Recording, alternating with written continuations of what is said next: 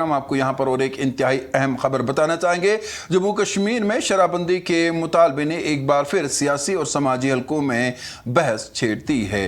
برس اقتدار جماعت کے صدر ڈاکٹر فاروق عبداللہ نے واضح کیا ہے کہ آمدنی میں ممکنہ کمی کے باعث حکومت کے لیے شراب کی فروخت پر مکمل پابندی عائد کرنا آسان فیصلہ نہیں۔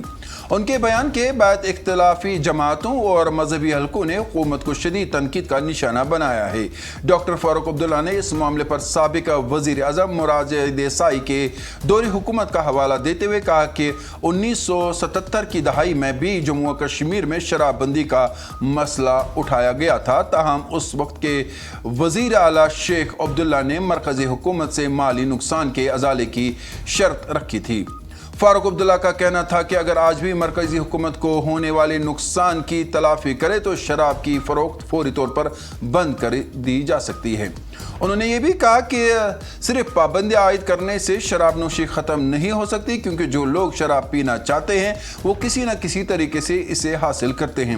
ان کا کہنا تھا کہ ماضی میں مختلف علاقوں میں شراب کی دکانیں کھلتی رہی، مگر اس وقت موجودہ احتجاج کرنے والے حلقے خاموش تھے۔ دوسری جانب اختلافی جماعتوں نے حکومت کے مواقف کو عوامی جذبات کے منافی قرار دیا ہے۔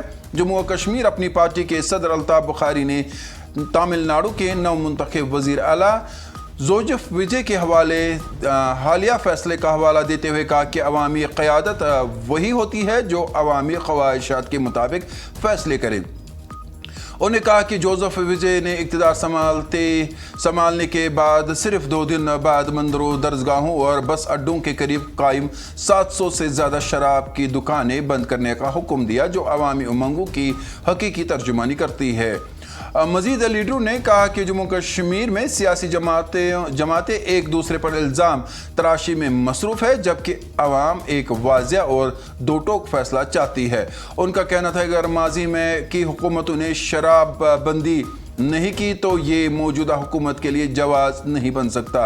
ادھر میر واعظ عمر فاروق نے بھی شراب بندی کے مطالبے کی حمایت کرتے ہوئے کہا کہ جموں کشمیر ایک مسلم اکثریتی خطہ ہے، جہاں شراب نوشی نہ صرف مذہبی اعتبار سے ناپسندیدہ ہے بلکہ سماجی طور پر بھی اسے تباہ کن سمجھا جاتا ہے۔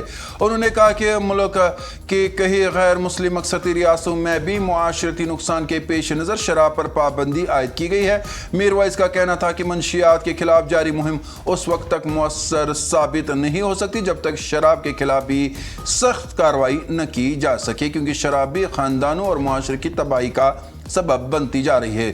جموں کشمیر میں شراب بندی کا مسئلہ اب محض سیاست سے بحث نہیں رہا، بلکہ سماجی، مذہبی اور معاشی پہلوؤں سے جڑا ایک اہم عوامی معاملہ بنتا جا رہا ہے، جس پر حکومت کے اگلے قدم کا شدت سے انتظار کیا جا رہا ہے۔